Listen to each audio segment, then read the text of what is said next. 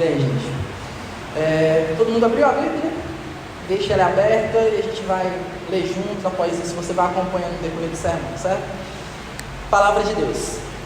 Assim, meus amados, como sempre vocês obedeceram, não apenas na minha presença, mas agora muito mais na minha ausência, ponham em prática a salvação de vocês com temor e tremor, pois é Deus quem produz em vocês tanto o querer quanto o realizar, de acordo com a boa vontade dele. Façam tudo sem murmurações nem discussões, para que se tornem irrepreensíveis e puros, filhos de Deus, inculpáveis no meio de uma geração perversa e depravada, na qual vocês brilham como estrelas no mundo, apegando-se firmemente à palavra da vida. Assim, no dia de Cristo, eu exultarei de não ter corrido nem me esforçado inutilmente. Contudo, mesmo que eu seja derramado como oferta de bebida sobre o sacrifício e sobre o serviço que provém da fé que vocês têm, estou alegre e me regozijo com todos vocês. Estejam vocês também alegres e regozijem-se comigo. Amém? Vamos orar. Deus, eis a Tua palavra, Senhor, que a gente acabou de ler. Nós acreditamos, Senhor, na autoridade, Senhor, da Tua Escritura sobre as nossas vidas, que ilumina os nossos passos, que ilumina, Senhor, o nosso viver, o nosso caminhar, Senhor, que nos ajuda, Senhor, a enfrentar os dilemas, as dificuldades, os sofrimentos da vida, Senhor. Nos ajuda, Senhor, a lidar com os nossos irmãos, Senhor, tão diferente de nós mesmos, Senhor. Nos ajuda, Senhor, a lidar com uma cultura, por vezes, Senhor, que manifesta a Tua graça comum a toda a humanidade, mas por vezes é tão afrontosa e tão severa com relação à Tua palavra, com a Tua mensagem, Senhor. Então a Tua palavra, Senhor, nos ajuda a lidar com tantas coisas das nossas vidas, Senhor.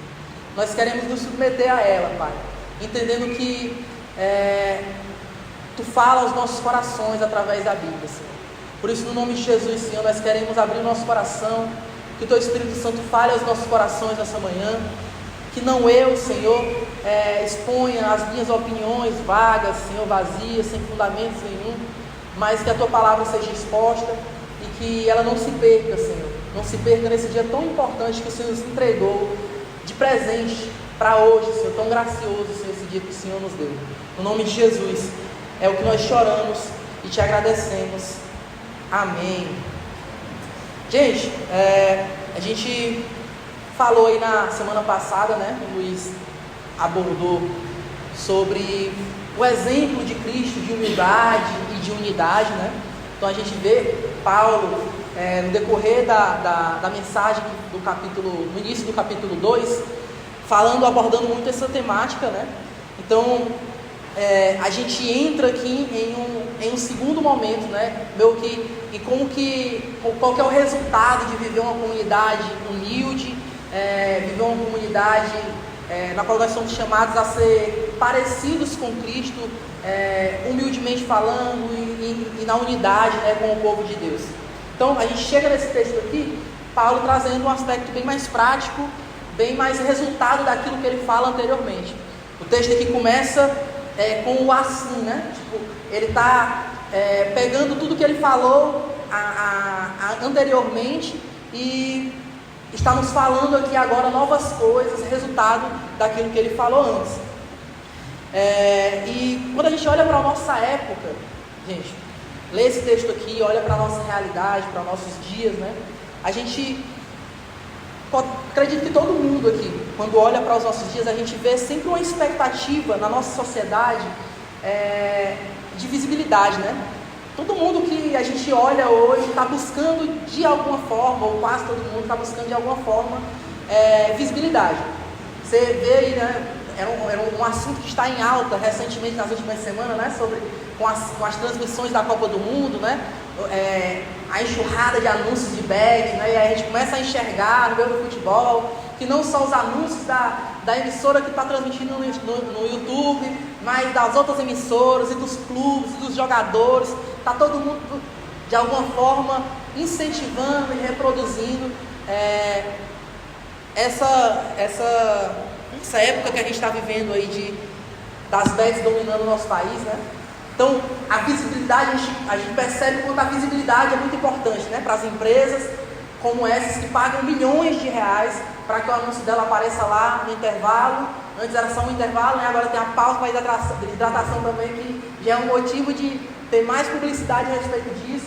E aí a gente vê publicidades boas, publicidades ruins. Citei aqui um exemplo ruim que a gente está vendo nos nossos dias, mas a realidade que eu quero trazer está todo mundo, de certa forma, valorizando visibilidade. Falei de empresas, de programas que estão usando isso para o mal ou para o bem, mas estão transmitindo lá, investindo pesadamente no marketing, né? Mas a gente também pode olhar para as pessoas, os indivíduos que às vezes nem trabalham com isso, mas de certa forma investe ali, tentando criar uma imagem que às vezes não condiz com a realidade no Instagram da vida, no TikTok da vida. Então a gente está sempre querendo parecer algo que a gente na verdade nem é, ou querendo ser algo, construir algo virtualmente que não condiz com a nossa realidade, que não se sustenta quando as pessoas nos conhecem pessoalmente, né? Isso tudo por essa busca desenfreada por visibilidade, seja para o intuito de ganhar dinheiro, ou apenas de parecer, ou de ter poder de alguma forma.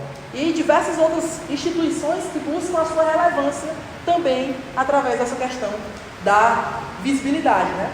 Só que existe uma grande diferença entre a gente chamar a atenção para nós, para aquilo que nós queremos transparecer, né? Eu monto aqui uma imagem, e aí eu estou chamando a atenção das pessoas para essa imagem, e aí dizendo, esse daqui sou eu, né? Existe uma diferença em eu conseguir fazer isso. Existem diversos métodos, né, para que eu consiga alcançar esse resultado. Só que há uma diferença entre eu chamar a atenção para mim e eu iluminar o caminho para outra pessoa, para que outra pessoa veja a obra de Deus na minha vida. Vocês estão conseguindo acompanhar aqui o raciocínio? Eu às vezes rodeio assim, mas eu acho que eu estou conseguindo voltar. Então, qualquer coisa vocês me ajudam. Mas há uma diferença clara aqui, certo? E Jesus, ele traz esse assunto, não sei se vocês lembram, num dos últimos efeitos especiais, numa das últimas séries que a gente trouxe aqui, do Sermão do Monte, a gente viu Jesus falando a respeito de nós sermos o sal da terra, a luz do mundo, né? Falando com seus discípulos com relação a essa influência, ou essa visibilidade, ou esse diálogo com o mundo. Paulo, como a gente leu esse texto aqui, Paulo, ele meio que está agora escrevendo para os filipenses e trazendo, retornando para essa mesma imagem. Lembra que Paulo aqui dá uma pincelada que ele fala o quê? Vocês brilham como estrelas no meio do mundo perverso, no meio do mundo depravado, né? Então ele está trazendo aqui uma imagem parecida com aquela que Jesus traz quando ele fala sobre ser o sal da terra e luz do mundo. E aí ele mostra que a igreja, ela foi chamada para brilhar. Legal, né? A igreja foi chamada para brilhar. Parece uma coisa tão triunfalista, né? Se terminasse aí. Esse é o grande problema, às vezes, de alguns ensinamentos que a gente vê por aí. Chamado para brilhar. Para aí, né? Não completa a mensagem. Que brilho é esse? Qual que é o propósito disso? Esse brilho não está condicionado àquilo que eu produzo.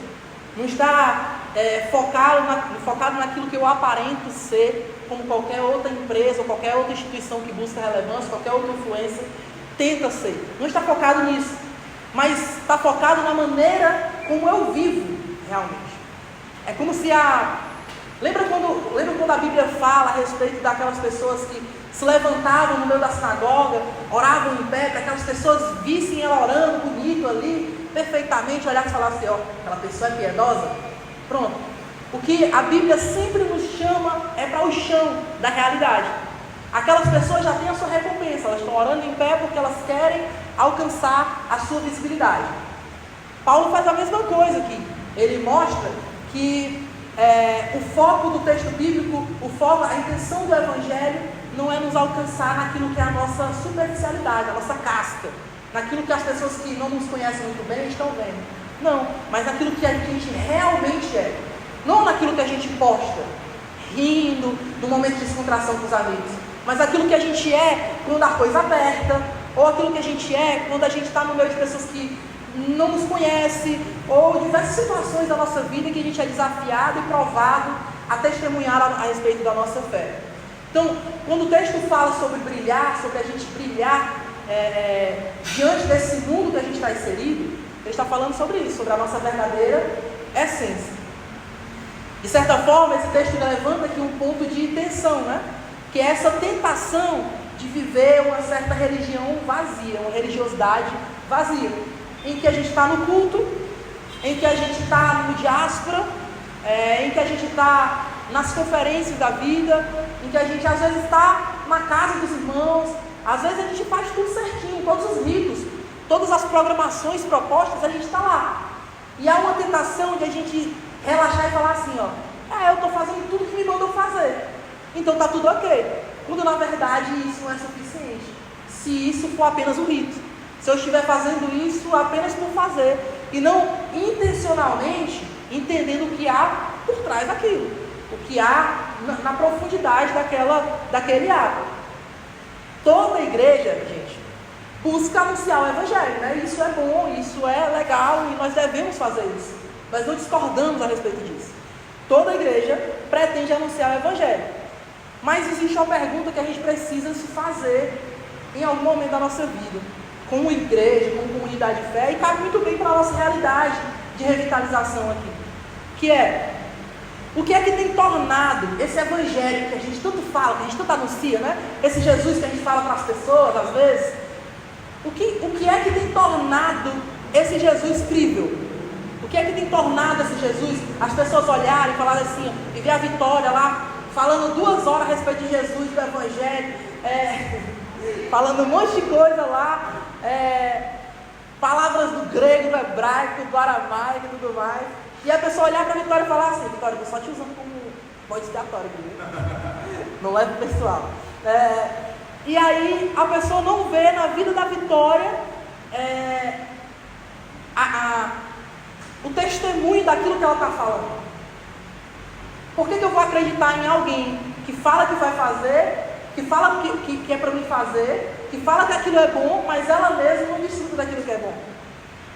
A gente, como cristãos, passamos a ser apenas mais um político no ano eleitoral.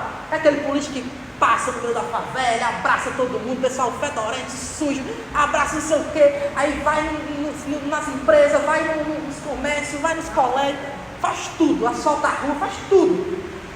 Aí termina, né, termina lá e vai lavar a mão, vai tirar quer lá saber do pessoal. Eu já vi várias situações assim, né? Mas a gente reclama, né, dessas pessoas, que aí elas somem e só aparecem de novo nas outras eleições, né?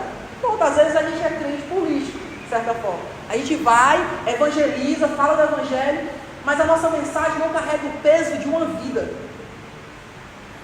A mensagem que a gente prega por muitas vezes não parece com a mensagem que Jesus anunciou, que Jesus encarnou. Porque Jesus falou a respeito disso.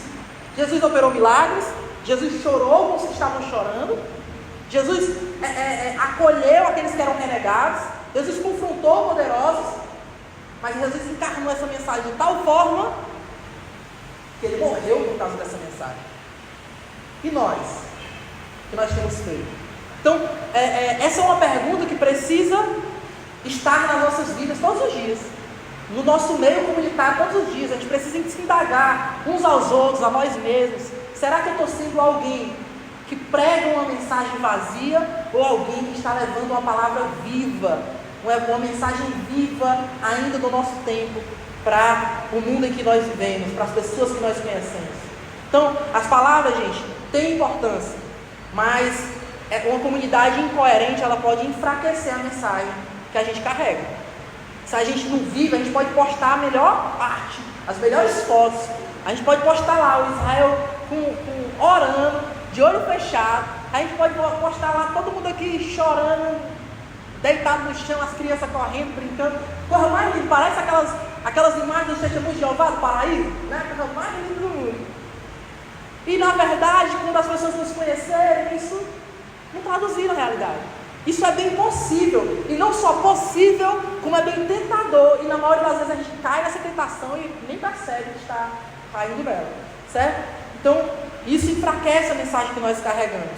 Então, Paulo levanta esse ponto de tensão aqui, nessa relação entre os cristãos de Filipos e o mundo que eles estavam vivendo, e até a realidade como igreja mesmo que eles estavam vivendo, que havia muitos questionamentos. Então, isso porque o testemunho da igreja não depende apenas daquilo que ela fala, mas também daquilo que ela revela por meio da sua vida. Então, gente, os filipenses viviam em uma sociedade ali marcada por idolatria, o culto ao imperador. Não sei se vocês lembram dos últimos sermões aí, em que eu trouxe essa informação de que a igreja de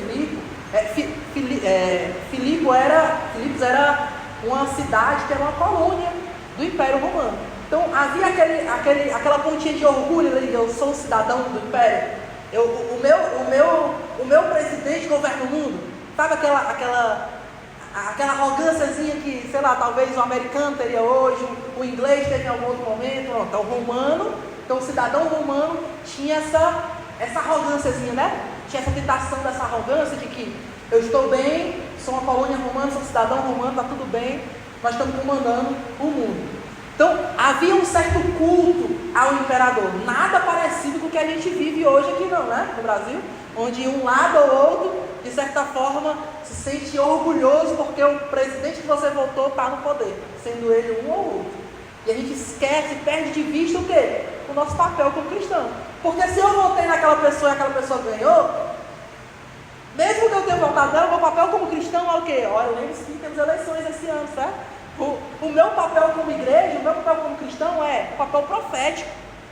Elegeu, era o menos ruim, era aquele que era possível. Amém, graças a Deus, vai, está lá. Agora vamos orar, independente do que estivermos lá, e vamos criticar aquilo que tiver que ser criticado, e não passar pano e tentar ser de certa forma partidário só porque eu votei naquele candidato. Então, de certa forma, às vezes a gente cai em problemas tão antigos, né? Em que a história tem diversos exemplos aí, em que tanto a igreja como indivíduos se uniam, de certa forma, ao Estado, e isso acabava sempre dando ruim para quem? Para os cristãos. Sempre a credibilidade que ruía era a do político? Não, gente, o político já tem a credibilidade na maioria das vezes. Sem futuro já. Então a credibilidade que ruim é o quê? Da igreja. Não é o contexto que a gente tem vivido hoje? Tanta gente desigrejada, tanta gente que se frustrou com a fé, tanta gente que vivia uma fé de maneira piedosa, mas em algum momento da sua vida aí, por causa de política, rompeu com o familiar, rompeu com a igreja, rompeu com um monte de coisa. Por quê? Às vezes por causa da nossa conduta no meio político. E eu não estou falando que a gente precisa sair. Paulo não está falando aqui que os cristãos precisam sair daquela cidade, porque ela é uma cidade idólatra, porque ela é uma cidade depravada, porque o negócio ali está caótico. Não. O chamado é permaneça, mas permaneça íntegro. Guarde a sua integridade, guarde a sua fidelidade às Escrituras, ao Evangelho. Esse é o chamado. Então, nos versos anteriores, Paulo exorta eles sobre unidade e humildade, né?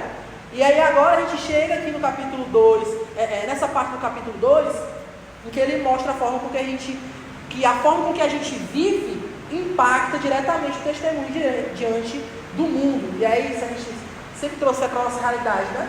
Na cidade que a gente vive, na nossa família, todo mundo que está ali ao nosso redor, que nós não percamos isso de vista. Quando a gente fala de mundo, a gente sempre pensa na pessoa que mora no outro lado do planeta. Não, é a pessoa que dorme do meu lado, é minha esposa, é o meu filho, são os meus amigos, são os meus colegas de trabalho. Essa pessoa é o mundo que a gente precisa testemunhar diretamente. Então, o mundo observava aquela igreja. A cidade que ela estava inserida observava aquela igreja. Da mesma forma, a cidade nos observa. Ah, eu sou uma igreja tão pequena. Não, a cidade nos observa. Quando alguém que conhece a irmã Tuleide sabe que ela é cristã, ela está observando cada... eu lembro de um exemplo que o irmão trouxe aqui no dia que estava pregando, e que ele falou que uma vez foi em algum lugar, e aí ele observou um pastor que estava lá fazendo alguma coisa, ele observou, ele ficou reparando se o pastor ia olhar para a mulher. E aí ele já ficou naquela expectativa, nem falou com o pastor para ver se o pastor ia vacilar, né? Então, o mundo, de certa forma, está nos observando. E às vezes os irmãos ao nosso redor e as pessoas ao nosso redor, de certa forma, nós testemunhamos mesmo quando nós não queremos. Então, a questão aqui não é se você vai testemunhar ou não. A questão aqui é se você vai testemunhar bem ou se você vai testemunhar mal. Imagina, se a forma como o Tiago trata o subordinado dele no trabalho dele for uma forma totalmente anticristã. Os subordinados dele, as pessoas que estão à sua volta, as pessoas que ele entra em contato, os comércios que ele entra em contato, vão olhar para o Deus dele de que forma? Isso daí quer ser crente? É a primeira coisa que vem na cara, né? É logo isso. Então, a gente está sendo observado. Viu? Conspiracionista, né? Estamos sendo observados. Mas é um pouco disso. Hoje, gente, a gente vive marcado por uma cultura cheia de polarização, individualista, de certa forma, uma cultura que é uma reclamação constante. Você troca ideia com duas pessoas em algum momento. Eu chego aqui para conversar com a irmã Tuneide, eu chego para conversar com a Amélia, eu chego para conversar com as pessoas que entram no meu carro todo dia. Você troca duas palavras, você percebe, tá você e a outra pessoa reclamando da vida. Já percebeu isso? Nosso mundo está desgraça, está indo mal a pior. Daqui a pouco está todo mundo lá, todo mundo assim, ó, desanimado, cabisbaixo. É uma marca do nosso tempo, assim, a gente está tão insatisfeito, às vezes justamente, às vezes injustamente, mas a realidade é essa, né? E uma última coisa também que é uma marca que a gente tem vivido é a desconfiança. Hoje você não confia muito. O brasileiro ainda é um pouco mais aberto, assim, né? Mas é uma marca do nosso tempo essa desconfiança. Cada vez mais as pessoas estão se fechando, cada vez mais você não quer receber ninguém na sua casa, você recebe a pessoa lá na porta. Antigamente, você chegava para evangelizar na rua, a pessoa lhe convidava para entrar, você nunca nem tinha ele visto, mas você sentava você lá, oferecia um café, uma bolacha, passava 2 horas lá conversando com a pessoa. Hoje em dia, a pessoa olha lá da cozinha assim, viu que é os irmãos, a pessoa nem finge que nem está lá, deixa o cachorro latir e tal, né? Eu sou um. Mas a gente está cada vez mais se fechando. Então, infelizmente, a igreja também acaba absorvendo, em certa medida, essas marcas aqui do nosso tempo, da nossa sociedade, certo? E aí reproduz os mesmos comportamentos. E aí quando isso acontece, nossa mensagem, que eu falei, perde mais credibilidade ainda. Porque a gente não está agindo conforme o Evangelho nos chama a viver, mas a gente está agindo conforme o mundo nos ensina a viver. E é muito mais fácil seguir o fluxo, seguir o baile, né? Segue o baile, segue o fluxo, do que ir na contramão do mundo. É muito mais fácil, isso é muito mais cômodo isso, certo? Então, gente, as pessoas, elas precisam ouvir o Evangelho também através das nossas atitudes, do nosso estilo de vida. Então, o nosso estilo de vida precisa transmitir essa paz que a gente tanto fala, precisa transmitir essa esperança que a gente tanto fala. Eu sei que às vezes é difícil isso, eu sei que às vezes não é tão fácil, porque às vezes a gente está na perda, não é tão fácil não. Eu passo a minha vida todinha, é incrível, isso é uma palavra que acompanha toda a minha vida, resiliência. Toda a minha vida eu vejo alguém falando assim, Mal, eu te admiro porque tu é resiliente, eu falo assim, eu não queria ser não. Eu fui obrigada. Pois eu não queria ser resiliente não, irmão, não escolhi isso não, eu preciso responder às situações que acontecem na minha vida dessa maneira. Por quê? Porque o que me move não são as situações que eu passo, mas é o Deus que me salvou, que me resgatou e que assegurou a minha vida. Então, recapitulando, gente, o ponto de atenção que esse texto levanta: o mundo precisa de mais do que os nossos discursos vazios, meros discursos, meras palavras, postagens. Gente, quem lê as postagens no Instagram é os crentes.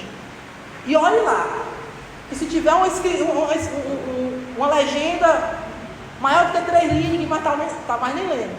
Os carrossel, agora o pessoal bota os carrossel que só falta não acabar, só fizeram transpassar.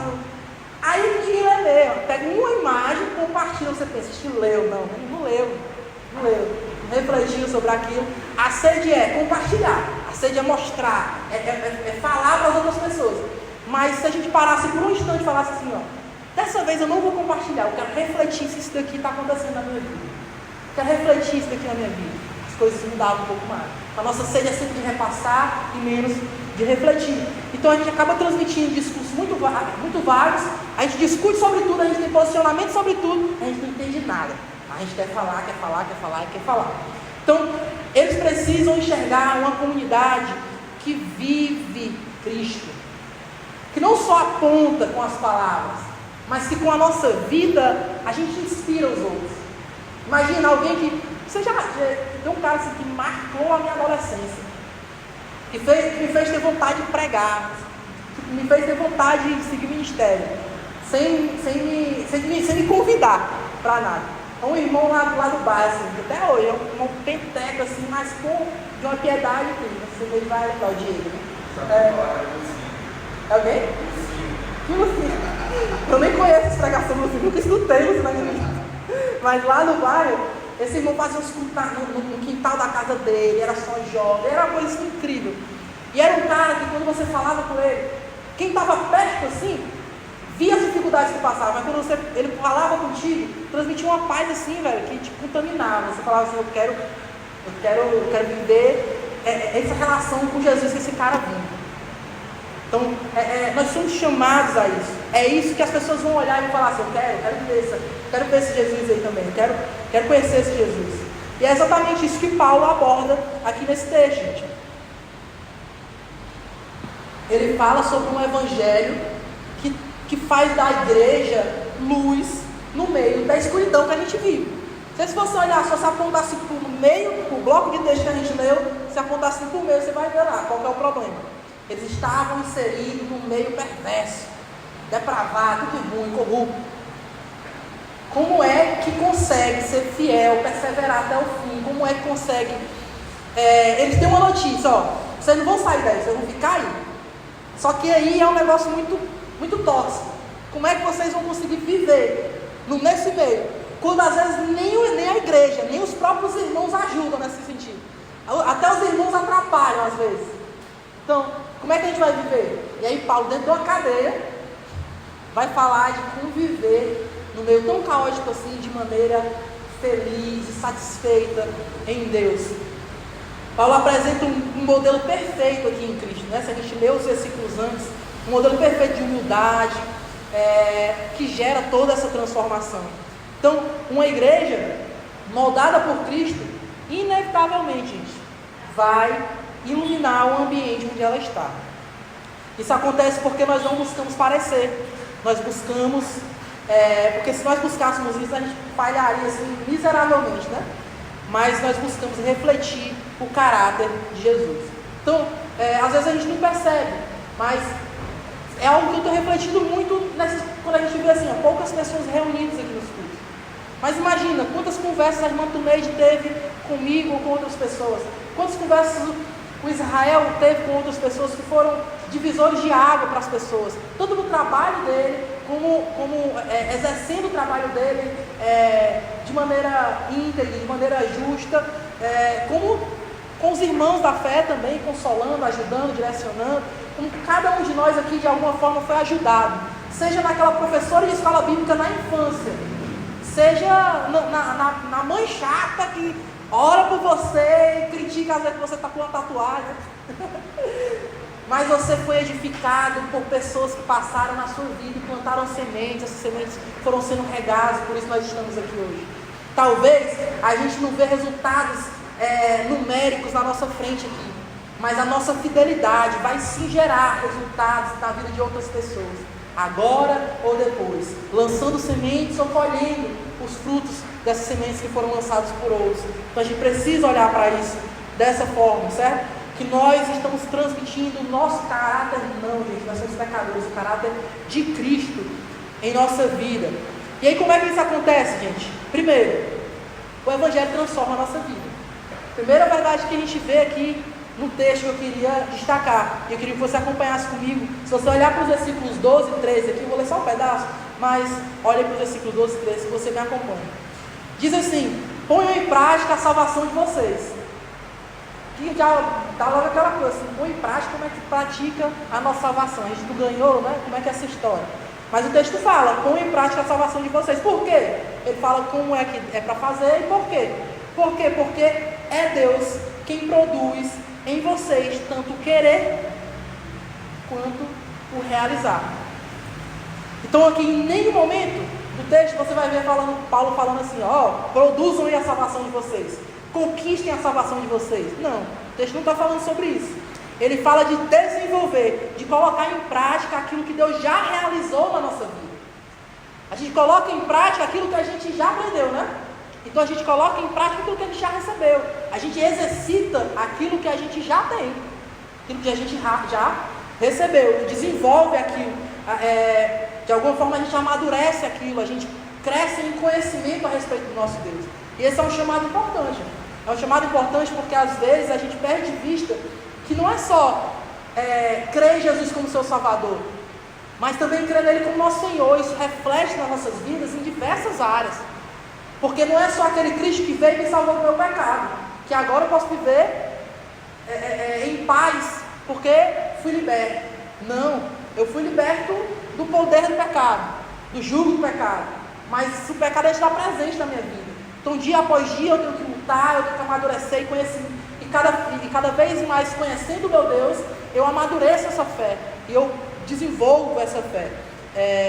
Isso através de várias, quando a gente exercita aí o fruto do Espírito, coloca em prática os dons que Deus nos deu. Então, antes de tudo, existe responsabilidade humana, claro, mas antes de tudo, existe a graça de Deus que nos alcançou. Então, é Deus que produz em nós tanto o desejo quanto a capacidade de obedecer. Então, quando você obedecer, seja grato a Deus. Seja grato a Deus. Não fique falando assim, não fique pensando assim, meu Deus, agora eu sou o cara, agora eu sou super crente. Não. Você só obedeceu porque Deus lhe capacitou a isso, porque o Espírito lhe capacitou a isso. Então a transformação da igreja, gente, passa diretamente e começa na obra de Deus em nosso coração. Então se nós conseguimos obedecer, lembra que o chamado no começo dos versos que a gente leu, era um chamado a esse, né? Paulo está falando, eu testemunho que vocês não obedeciam quando eu estava presente, e agora não estando presente, vocês obedecem ainda mais. Então o texto está falando também sobre essa obediência, e como essa obediência a Jesus, claro que Paulo está falando dos ensinamentos, né, do Evangelho, dessa mensagem do Evangelho, e como essa obediência, ela reflete não só na nossa vida, na nossa maneira de viver a nossa vida, mas na vida de outras pessoas que vão caminhar perto da gente. Então, eu queria que você refletisse comigo sobre isso, gente. Você tem percebido Deus moldando a sua vida? Quando você para orar, você tem parado para orar, né? Tudo, né? Você tem orado ao Senhor no seu dia a dia? E quando você para, quando você reflete, você tem percebido Deus moldando a sua vida através de cada situação que você passa? Ou você está a todo momento caindo no mesmo pecado, repetindo o mesmo erro durante 10 anos, 15 anos, 20 anos? E eu nem estou falando sobre tempo aqui, porque tem gente que é um processo enorme, uma vida toda para ser transformado em uma área. Tem gente que em um dia largou o vício. Tem gente que é uma vida toda lutando contra isso. Então, não é nem sobre o tempo que eu estou falando aqui. Eu não estou reduzindo isso ao tempo, mas sobre como que nós temos observado as situações que Deus permite que a gente passe, e que Deus está, por muitas vezes, tentando usar dessa situação para nos moldar, nos forjar o caráter de Cristo na nossa vida. E a gente está olhando para o tempo, sem discernir o que é a vontade de Deus para aquele momento. E a gente fica orando, Deus, passa de mim essa desgraça desse sofrimento, quando na verdade a nossa oração deveria ser, Deus, passa de mim, mas se eu tiver que viver, se eu tiver que sofrer isso daqui, me ensina algo, me aproxima mais de Ti, me ensina a estar mais próximo, mais obediente à Tua palavra, através desse momento aqui que o Senhor está me fazendo viver. Então, como é que nós temos percebido Deus diariamente moldando as nossas atitudes? A gente tem percebido isso? ou a gente tem simplesmente resistido à ação do Espírito? Quando alguém vem e dá um grito na gente, a gente vai lá e grita mais alto. Quando alguém vem e dá um tapa na nossa cara, a gente vai lá e dá é para dar outra face? Não, a gente dá um tapa na outra face dele. E não o contrário. Então, gente, a gente precisa parar e refletir sobre essas coisas. Senão, nunca haverá mudança. E a mudança na nossa vida é um testemunho que Deus está operando em nossas vidas. Então se preocupe, precisa haver uma preocupação se você continua perseverando, não em ficar de pé, né? Perseverando em cair. Você persevera em cair sempre, né? Então permanece sempre nessa situação. Que a vida cristã, gente, ela é uma caminhada contínua de transformação, dia após dia, em cada encontro, em cada dificuldade, e até mesmo nas nossas conquistas, tendo estado diante de oportunidades transformadoras. Deus vai nos moldando de fé em fé, a cada situação, a cada encontro, a cada conversa, a cada momento como esse que a gente lembra de momentos da infância que eu falei aqui. Às vezes esses momentos estão acontecendo agora e a gente não percebe. O irmão vem e compartilha um andor, a gente fala assim, a gente não tem capacidade de lembrar de um versículo porque não lê a Bíblia. Como é que a gente vai se lembrar de algo que a gente não conhece, né? E confortar o irmão. Então nós precisamos ser uma igreja que brilha não apenas por ideias, por estratégias, não alcançamos números, não, mas por aquilo que nós somos, aquilo que nós vivemos, a transformação de Deus na nossa vida. A gente pode ir para os nossos amigos e falar assim, vem conhecer esse Deus que transformou a nossa vida. Que é um testemunho muito claro, muito edificante na vida do Rodolfo Abrantes, que a gente acompanhou durante todo esse tempo, assim, de quem curtiu ele antigamente, até quem conheceu só depois. A gente vê esse documentário que saiu agora, tornou esse testemunho ainda mais gigante, né? E a gente é edificado pela vida desse cara. E a gente também diante do testemunho dele, a gente não pode falar assim, olha que legal, o Rodolfo Abrantes é o cara. Não. Isso precisa ter um impacto na nossa vida real, certo? Gente, paciência comigo aqui que eu perdi noção do tempo, mas vou pregar esse sermão todinho. Amém? Fiquem comigo. Segunda coisa, gente, o Evangelho muda a forma com que nós nos relacionamos. Versículo 14, acompanhe comigo. Façam tudo sem murmurações nem discussões. É louco isso, né? Se você não tiver um cuidado aí, você interpreta uns extremos aí que tem umas aberrações que podem nascer, né? Esse versículo aqui ele parece ser simples, mas Paulo aqui está nos desafiando de certa forma. Por quê? Porque Paulo sabe que a murmuração, as reclamações constantes e sem embasamento algum, sem justificativa plausível, né? Elas acabam, de certa forma, corroendo uma comunidade. Imagina que nós, uma comunidade de fé pequena, em transformação, em replantação, em revitalização, e a gente permite que as reclamações, a gente olha, a gente não concorda, porque o conselho faz isso, eu preferia que fosse desse jeito, e às vezes são coisas superficiais, que foi discernimento do conselho, não é nem nada assim, a Bíblia fala que é assim, o conselho fez de outra forma. Não, sobre essas causas, critiquem mesmo, mas não é isso. Às vezes pintaram a parede branca, era para ter sido verde, abriram tal porta, era para ter sido assim, a logo era assim, era para ter sido assado, o culto era de manhã, era para ter sido à tarde. Olha, cara, as entrelinhas, né? Então, gente, a gente se perde em pequenas coisas, e eu usei a estrutura aqui como exemplo, mas na maioria das vezes nem a estrutura.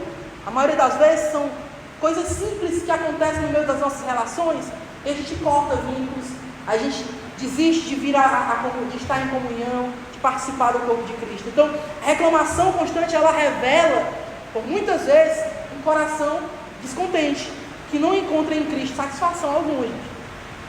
E essas discussões, elas, por muitas vezes, são movidas apenas por orgulho. Só o ego que está gritando entre nós não permite que a gente reconheça a pequenez daquilo diante da aliança que nos une em Cristo. Então, de certa forma, a gente permite, pela falta de humildade, permite que a nossa unidade seja destruída. Por quê? Porque uma cadeira foi colocada da forma que a gente não gostava. Porque o irmão passou por mim e não deu bom dia. O irmão estava com a cabeça cheinha. O que ele queria mesmo era chorar, queria chegar em casa e desabar. Mas se ele me deu bom dia, quer nem saber qual é a realidade dele. Não quer saber qual é a minha. Ele não satisfez a minha expectativa. E é só isso. E a gente não para olhar para o próximo. Então, imagina, depois de apresentar um Cristo humilde, Paulo chama a igreja a abandonar atitudes que não são compatíveis com esse estilo de vida que ele está apresentando. Não há espaço, gente. Quando às vezes a gente senta para resolver alguma situação, alguma treta, com alguma briga, até que deu uma acalmada aqui na igreja, né, graças a Deus, mas glória a Deus por isso, Deus está operando nesse lugar. De certa forma, ainda rolou o bicho marinho.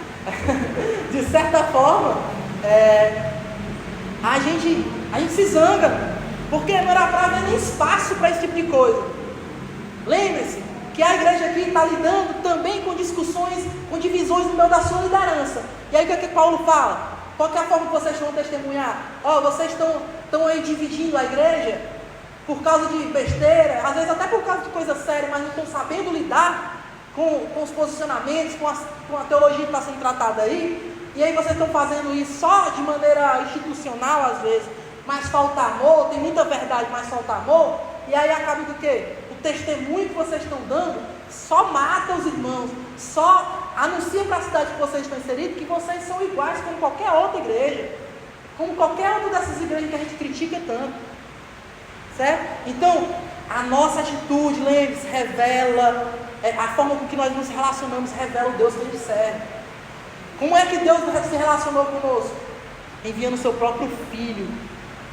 E esse Filho vem em obediência e se entrega por amor a nós, em misericórdia, sabe, um amor que é sacrificial. Então, gente, como é que tem sido as nossas conversas, os nossos relacionamentos? Quando eu me relaciono com uma pessoa, eu promovo paz, eu promovo justiça. Como que é a história? Quando alguém é uma aberração, eu consigo, na medida do possível também, né? Não, na medida do possível, às vezes a gente precisa ser um pouco mais firme. Mas a gente consegue transmitir essa verdade transformadora que nos alcançou com amor às pessoas, seja ela o nosso irmão que está aqui, que sempre todo domingo do nosso lado aqui, que conversa comigo no diáspora, que troca uma ideia comigo no WhatsApp, seja a pessoa desconhecida, os nossos relacionamentos, a forma com que a gente relaciona, transmite essa paz que excede todo entendimento. Será que nós somos os pacificadores lá das bem-aventuranças? Aquele pacificador que na maioria das vezes é aquele cara que está no meio da guerra, no meio do conflito entre duas pessoas, entre duas nações, mas ele prefere estar ali, perdendo a sua paz, para que os outros alcancem essa paz? Será que nós somos essas pessoas? Ou a gente prefere estar no nosso casulo ali, né?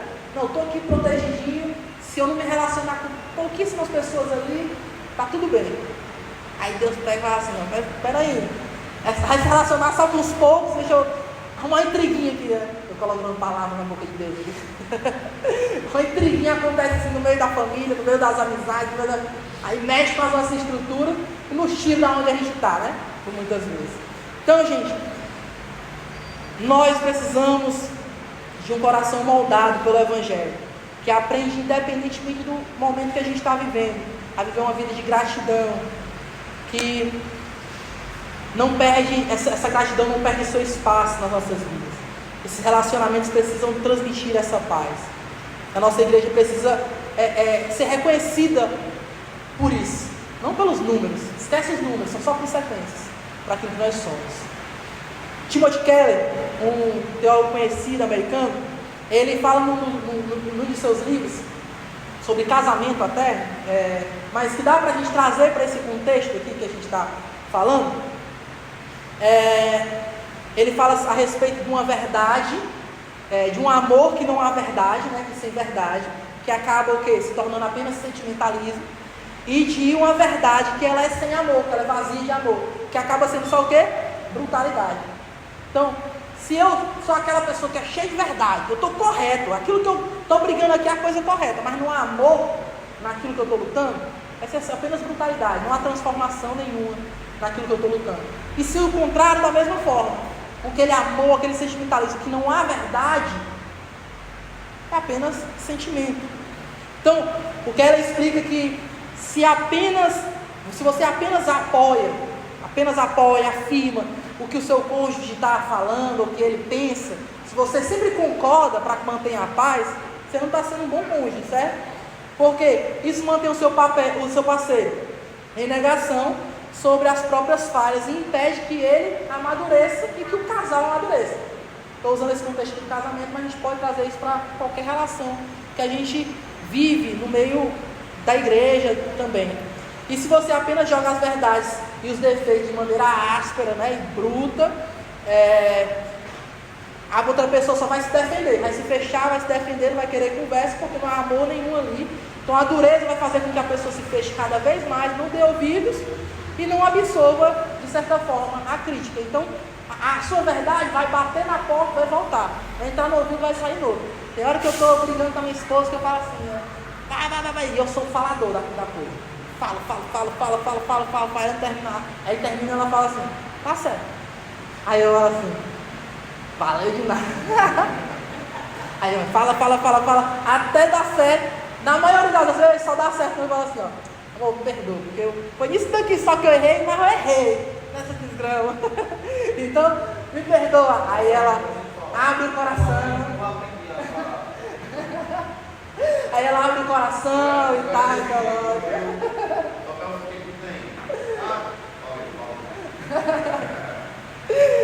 Mas é isso, gente. A gente precisa se abrir para que haja de verdade uma relação. Então isso nos mostra que não é só o conteúdo que a gente tem para passar que é importante. Mas eu fui lá e falei para aquela pessoa que ela está vivendo em pecado. Não é só isso não, meu irmão. A forma com que você faz transforma tudo. A forma com que você faz isso vai fazer com que o meio com que você está transmitindo a mensagem é tão importante quanto o conteúdo da mensagem, certo? A gente precisa se preocupar com as nossas relações, porque o Evangelho transforma essas relações. Glória a Deus, meu. Já era para ter terminado o sermão, vai dar certo. 3. Jesus o Evangelho torna esse Cristo visível ao mundo.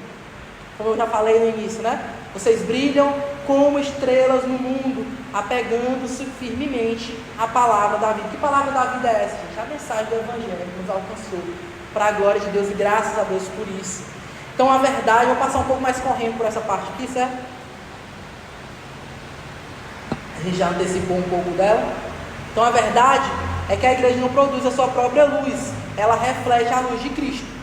A parte A aqui do versículo 16, ela completa perfeitamente o versículo 15, né? O versículo 15 fala sobre a gente brilhar no meio desse mundo, né? E aí a parte A do versículo seguinte fala o quê?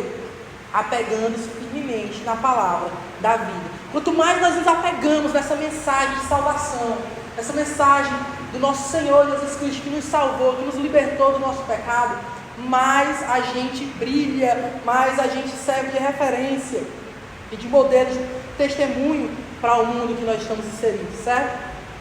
Então o texto aqui ele é um chamado incrível para que tanto os filipenses como nós sejamos fiéis à Escritura e à sua mensagem da salvação. E isso pode ser alguma coisa que se torne assim, de certa forma empolgante, gente. É uma mensagem que nos empolga, que deve nos empolgar. Por quê? Porque nós podemos responder esse chamado a todo momento do nosso dia. Se eu estou comprando o pão, se eu estou na minha casa, a maneira como eu me relaciono com a minha família, o que eu falo, o que baseio, os princípios que me norteiam, tudo na minha vida eu preciso viver diante de Deus. Tudo que eu faço, eu deixo de fazer. Todas as coisas precisam glorificar a Deus. Uma pergunta que precisa permear todas as coisas que nós decidimos na nossa vida é: aquilo que eu estou fazendo, aquilo que eu estou comendo, aquilo que eu estou escutando, os relacionamentos que eu me meto, glorificam a Deus? Essa é uma pergunta que precisa nortear a nossa vida. A partir daí tem um monte de coisa que a gente pode abrir de assuntos para falar sobre isso, né? Desde as roupas que a gente veste, o tipo de música que a gente escuta, os lugares que a gente frequenta, e estou falando isso aqui sem apelar para as aberrações de não conseguir assistir uma televisão, um filme, uma coisa assim, que a gente vê às vezes por aí. Mas Tudo que nós fazemos precisa glorificar a Deus. Eu posso comer um ovo frito, um churrasco, posso, né? Mas se eu não faço isso para a glória de Deus, estou pecando. Então, eu preciso fazer para a glória de Deus, preciso entender como é que o meu viver glorifica a Deus. Certo, gente? E último, para terminar. Amém? Glória a Deus. O Evangelho transforma, consegue transformar até, às vezes, a nossa conduta que, de alguma forma sofrível, né? Nosso sacrifício em alegria. Olha como é que Paulo termina esse trecho aqui da mensagem. Paulo está trancafiado. Provavelmente ele não está falando só da realidade dele aqui, porque ele volta a falar em outro momento, em outra carta aqui, sobre isso, quando ele já está preso em outro lugar, quando ele está vivendo outra situação, a respeito disso, de uma vida que ele tem derramado, né, em favor dos outros, de uma vida que ele tem gastado em favor dos outros. Aí cabe aqui um cuidado, né? O que Paulo está orientando aqui, não é que a gente se mate, né, viva de uma maneira totalmente desordenada, vivendo apenas para a igreja, para os outros, e de certa forma não caia na cilada, na tentação de esquecer da família, de esquecer da saúde, saúde mental, a gente estava falando agora há pouco, né? Esquecer da nossa saúde mental, da nossa saúde física, e de certa forma tudo está interligado, né? Dos nossos filhos, dos nossos cônjuges, dos nossos amigos.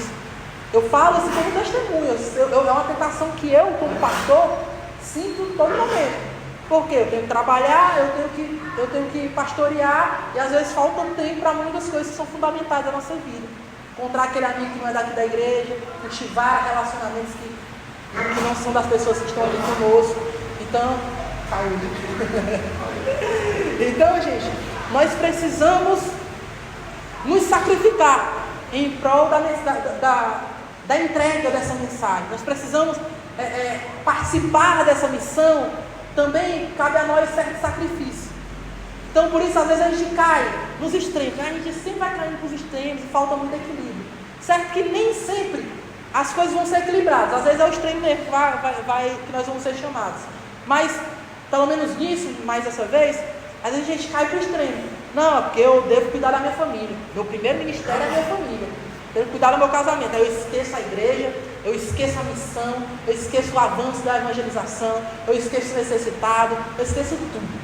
Minha vida é focada apenas na minha família. Estou pecando da mesma forma. Estou tirando algo de ordem. Algo que é bom, estou colocando fora de ordem, e aquilo está se tornando um pecado na minha vida. Estou idolatrando a minha família de certa forma. E a gente pode fazer isso com todas as coisas, sabe, gente? Com o trabalho, com o futebol, com o café, com tudo. São coisas assim que às vezes... O quê? Bolo? Ah, os bichos falam a voz tão grossa, mas quando ele fala, dali vai entender. Então a gente tem essas tentações, Mas Paulo volta a falar aqui do sofrimento, né? De maneira com propriedade, né? E ele utiliza agora essa linguagem de adoração, como sua própria vida está sendo oferecida a Deus. Mesmo preso, ele fala de alegria, passando por sofrimento. Porque Paulo descobriu que vale a pena gastar a sua vida em Cristo, por Cristo, e pelo crescimento da sua igreja. De maneira equilibrada, é claro. A gente precisa gastar a nossa vida nessa missão na qual nós somos chamados a viver, a contribuir. Então o Evangelho muda a nossa maneira com que a gente enxerga o sacrifício. Servir deixa de ser um peso para as nossas vidas, aquele cansaço, limpar a igreja de novo, tem que evangelizar aquele cara que só faz me dar patada, não. Deixa de ser esse peso e passa a ser uma oferta de amor ao Senhor. Eu estou cooperando com a mensagem, com o avanço da mensagem do Evangelho. Certo? Então, como é que a gente tem vivido, gente? Só naquilo que é conveniente, a nossa fé tem sido vivida só naqueles lugares, naquelas relações que são convenientes para a gente, que não nos tiram do nosso barco ali, tranquilo, do nosso navio, né? Que não tem uma tempestade, que não sofre ali uma tormenta. Como é que a gente tem vivido isso?